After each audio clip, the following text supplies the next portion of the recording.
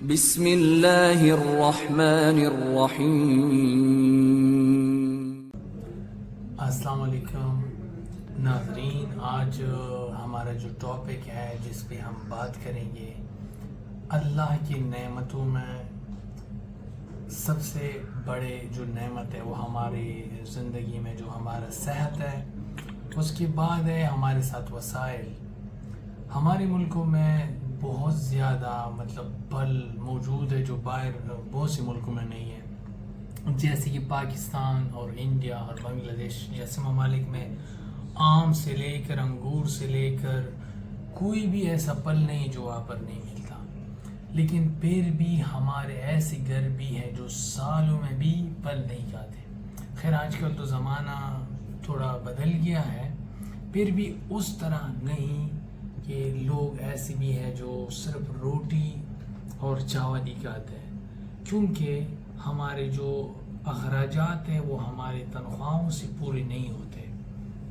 میرے کہنے کا مقصد یہ ہے کہ اللہ تعالیٰ نے جو نظام بنایا ہے، جس طرح بولا ہے ہم سب کو جو جس بندے کا انکم زیادہ ہے اس نے زکوٰۃ دینا ہے۔ اگر ہمارے ملکوں میں یہ نظام سٹارٹ ہو جائے، امیر زکوٰۃ دے اور غریب کو ہاتھ دے، غریب کو اس کی جو غربت ہے اس ایسے نہیں ختم کیا جا سکتا کہ ایک لیڈر جیسے کہ عمران خان یا کوئی بھی ایسے بولے کہ میں نے غربت کا خاتمہ۔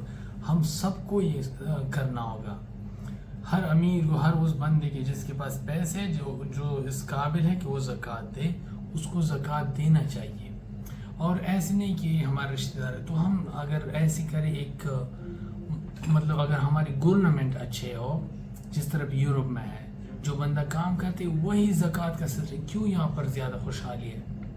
سسٹم ویسا ہی ہے جیسے اسلامی نظام زکوٰۃ کا سسٹم، یہاں پر لوگ کام کرتے پھر اسے ٹیکس دیتے ہیں، وہی زکوٰۃ کا سسٹم ہے، لیکن ادھر اس کو بولتے ہیں ٹیکس۔ اور وہی ٹیکس وہ غریب جو کام نہیں کر سکتے پھر ان غریبوں کو وہی پیسے دیتے ہیں۔ تو میرے کہنے کا مقصد یہ ہے کہ ہم سب کو اگر خوشحالی لانی ہے اپنے ملکوں میں، اللہ کو راضی کرنا ہے، تو ہم سب کو یہ خیال رکھنا چاہیے کہ ہم نے زکوٰۃ دینا ہے۔ Thank you very much video دیکھنے کے لیے، السلام۔